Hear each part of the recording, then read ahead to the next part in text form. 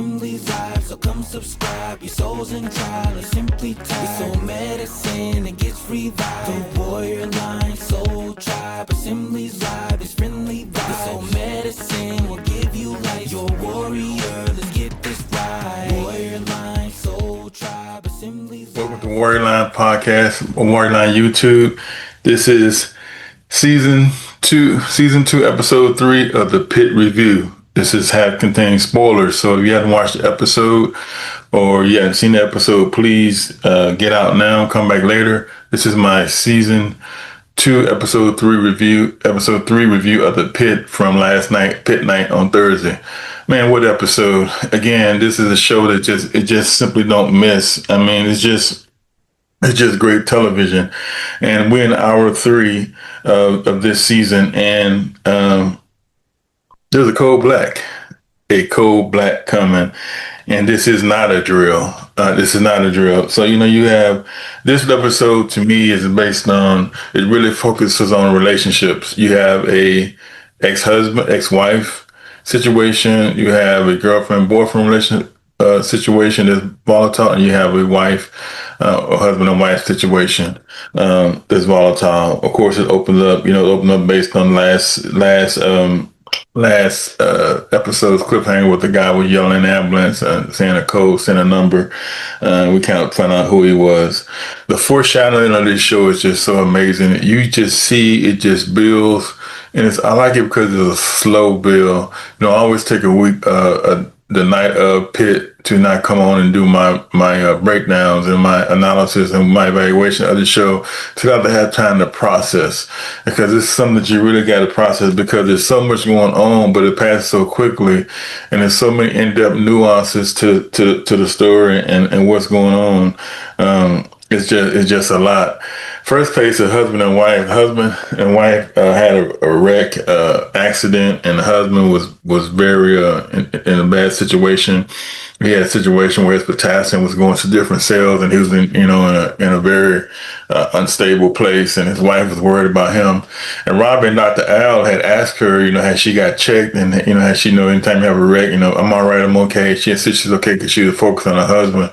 And then all of a sudden, once he came to a place where he was all right, she passed out, fell down, and they found bruises and stuff on her. And it was just a lesson of always making sure you get yourself checked out. And that's a lesson to us. If you've been in an accident, you've been into a wreck, even though you might feel good, you might feel okay, you never know what's going on internally, what happened, because adrenaline get to flowing and things like that, and sometimes we'll feel all right, but many times we're not.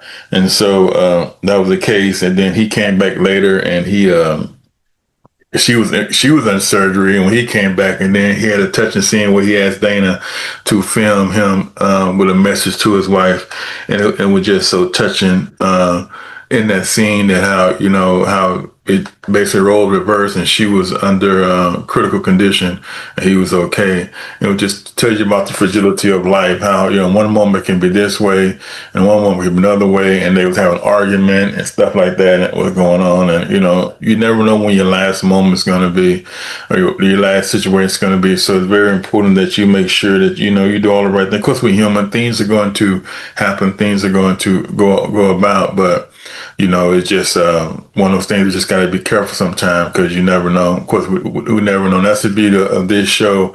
It shows you how we're all human, and we all have frailties that we have to deal with, and understand that, in one moment, everything can be good. Next moment, everything we take for granted, everything that we, breathing every day, breathing every moment, saying you love someone, and telling people that you love them, or what you say is very important in our lives that we live, because it's so fragile. So that was a very interesting case. Another interesting case was the situation with Dr. Santos. This one was, I had to look at it twice, and ask my wife about it. This one I'm kind of looking at Dr. Santos. I'm not saying I'm looking at her different light. I love her character, and I love the complexity of her character. This was a situation with the daughter. The child had bruises and unexplained bruises on her. And she had a situation last season, of course, where the situation came out that the child was being abused. And this situation, they hadn't got to that point yet, but they were still, going to social workers and things like that, and talking about it. So the father came, of course he was concerned. He came because the girlfriend was there with his daughter, and he came and, Dr. Santos started talking to him about it. And you can tell based on her demeanor, it's something in her past, something happened to her, it hadn't been fleshed out yet that, causes her to have these concerns at a heightened level, which is fine with this case. As a former school teacher, I get that. You have to be concerned. You have to, watch what's going on, because sometimes children have a hard time articulating things like that. And so it went about, and then he got angry, and then, they was in a middle of a very heated argument with the girlfriend and the husband and the father. There's a heated argument about what happened and accusing him because talking about going downstairs and why she took to the hospital and stuff like that. And he was angry at her and it's going back and forth. Then right in the middle of it, Dana had to come in and say, you know what, it was an immune. I don't know the technical term, the medical term, but it was an immune ITP, I think it's called. Yeah, for the bruises. It was ITP that causes the bruises and her, and it can be taken care and with medical treatment and things like that. And my concern was Santos' reaction.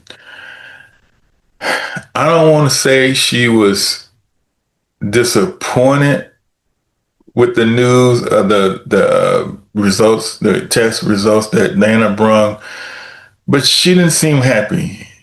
I'm not going to try to speak to her like, she was upset about it, but she didn't seem like, oh, that's great. I don't worry about these parents, because I still find a shakiness with the guy, with the father. I still kind of shaky, but her reaction was not like you would think. Everybody's reaction is different, obviously, but her reaction was more like, it's like, oh, I was wrong, instead of, I'm happy that this man is not abusing his daughter.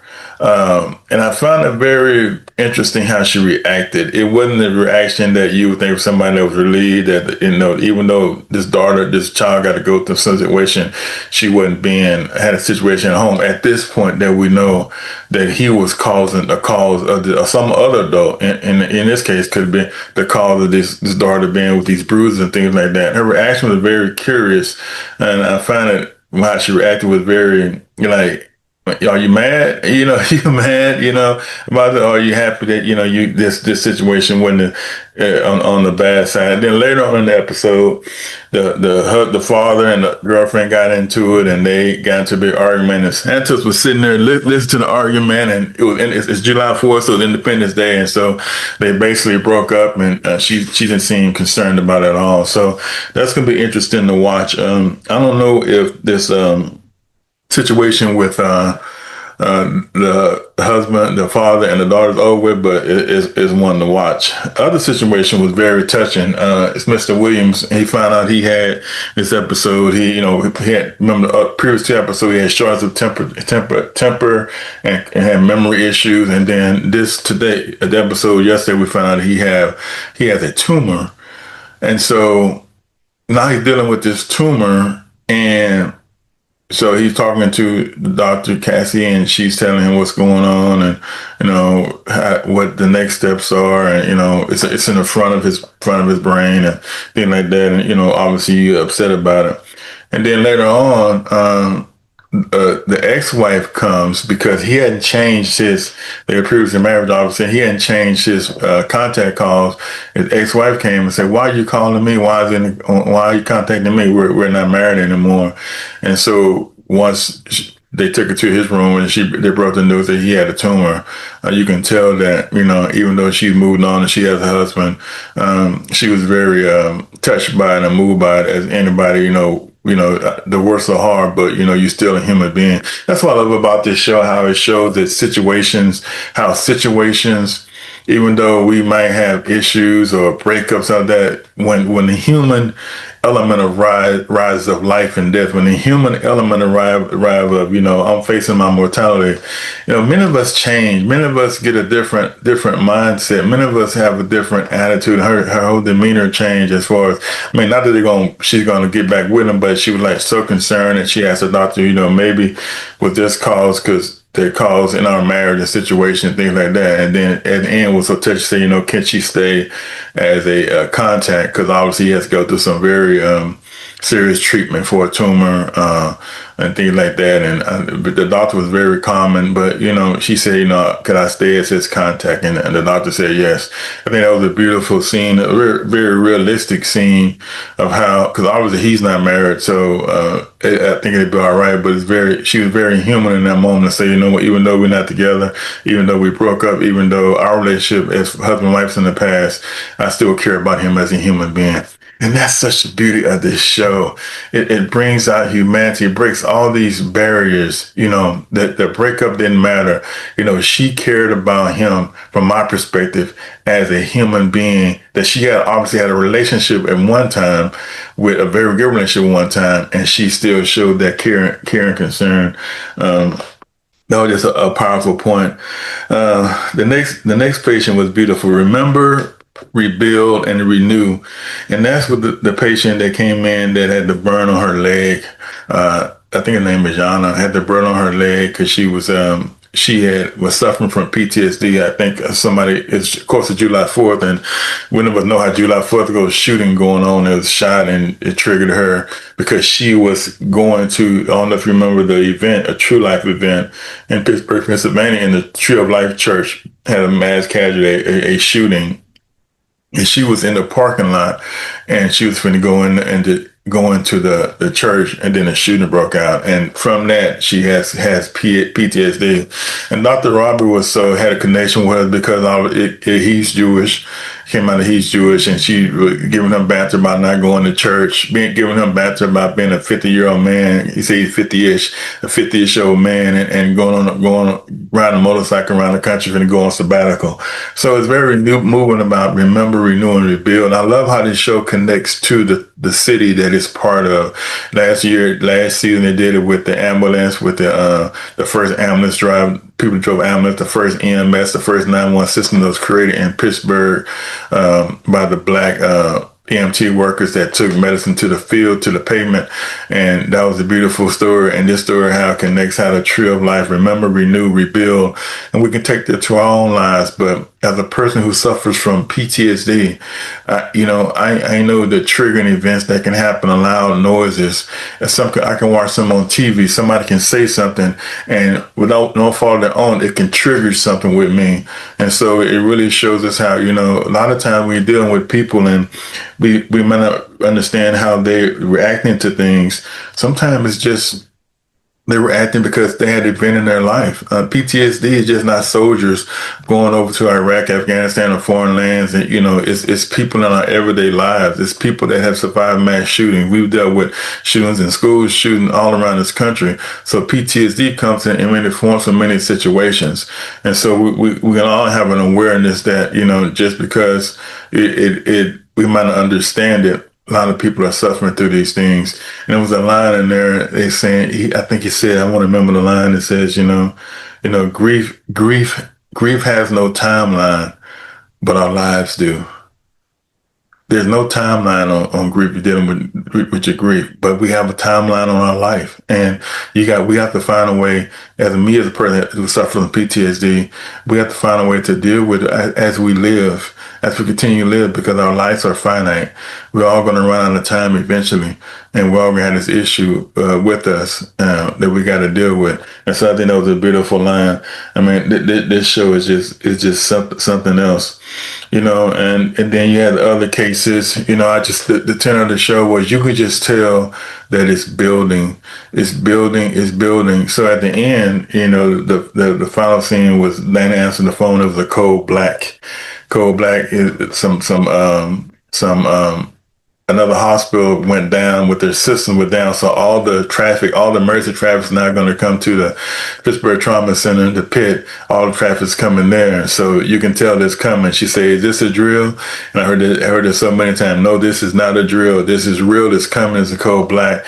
And Robbie made a comment and said, man, I should have went on vacation last night. Yeah, it should, but it's too late now. You into it. And then I love at the end how, remember last year, I don't know if you remember last year where they had the scene of the ambulance that they got the person that destroyed the ambulance and they was betting on, where it's going to come, what's going to end up.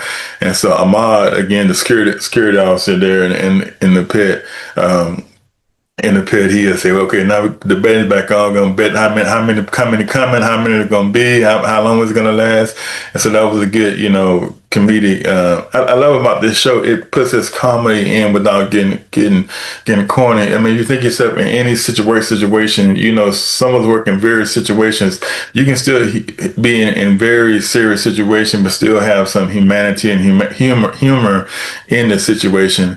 And that was a very humorous moment, even though the situations are bad that's coming and that P had to deal with. It was really a humorous situation how they interwove this and into the storyline of the Pit. I think just some tidbits. I think Dr. Mel came back good. She sang she back on point. It was very funny how the guy, her patient was dealt with his heart was going, heart blood pressure was going low, and they were trying to find out what happened. He said he took all these pills, and they showed a shot of somebody FaceTiming back at the home living. They had this whole, it was an army, some pills for an army, and they broke it down, and how she broke it down, how the pills he took and how they can combat and make sure he get all right with the pill. I think that was a very good moment for her. The mystery of the baby. The baby didn't come back this episode. The baby didn't come back, so we still got that hanging out there. What happened to the baby? Dr. Robbie and Dr. Al kind of had a little, some people call it a flirt. I don't think it was a flirt. It said, she said, I don't need a full commitment. I just need something like, you say, so we splitting up. And then she said, I don't need a full commitment. I just need consideration. And that was a funny episode. That I think that's the first time that I noticed that they've had kind of a light moment with each other, and when it wasn't all serious and me against you and versus, because all the time they've been like versus, I got this going on, chain this, and Robbie trying to avoid her, and she's always right next to him, and she say, he said, we finally splitting up, huh? She said, no. So that was kind of like a moment of levity where you can say, even in that situation, they kind of like figuring out, hey, we need to work together in a situation and things like that. And so another great episode, that that gets so much so power. The husband that was hurt first, and that the wife went into surgery after he recovered, had a beautiful touching moment where he filmed her.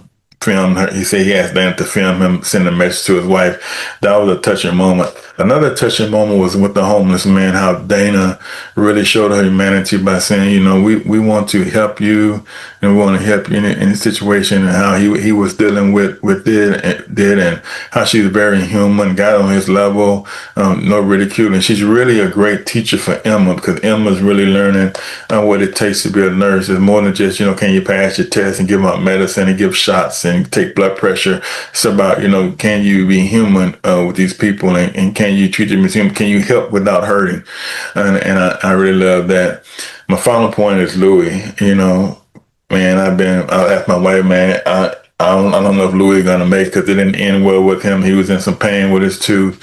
Of course, he's been watching. He's giving the fluids from his body, and it didn't end too well. So this is one character that we've come to enjoy. He's real funny. He brings real levity. He brought up another point too about how, and I think Newcastle, Pennsylvania, that's the firecracker capital of the world. Then how it started by somebody in 1893. I did a little research on it, and they started, and that's the firecracker capital of the world. Just these great tidbits that this show always offer you, that show how they integrated in Pittsburgh. You really think you're in Pittsburgh, and how they really tell about the history of the city in every season. That's a beautiful thing. But he said his tooth was hurting, and so this is how Whitaker. I'm worried about Whitaker, and if something bad happens to Louis, so that's interesting to watch. So we got some great cases, but the big thing is Cold Black is coming. This is not a drill, so it's going to get heat up. It's going to get more passion. Oh, one more point: the lady with the ASL. That was a powerful moment where we found out definitely that she couldn't hear, and they was doing the interpretation there. A great powerful moment, but it's coming. Episode 4 next week. I'm still glad. I love the week. Some people hate the weekly episode. I guess the binge, I call it the binge generation, but I love it. It reminds me of old school TV where I can sit and process it some more. I'm probably thinking about it after this goes off, but I can always understand and know that, I can just process some more. And by the time next week comes, I'll be good and ready for the next episode. It's just old school TV where you had your favorite night of the favorite night of the week. It's Pitt Thursdays. Pitt must every week on Thursday for the next 12 weeks we got. And I just like that. I just glad, I ain't watched this in 2 days and say, oh, that's it. I got 12 more weeks to see what's going on. But it's coming together. Another beautiful episode. Love the characters. I hope I didn't miss anything. I know I did. But God bless you, and I'll see you soon. Warrior line, soul tribe, assemblies live. So come subscribe. Your soul's in trial, or simply tied. Your soul medicine, it gets revived. The warrior line, soul tribe.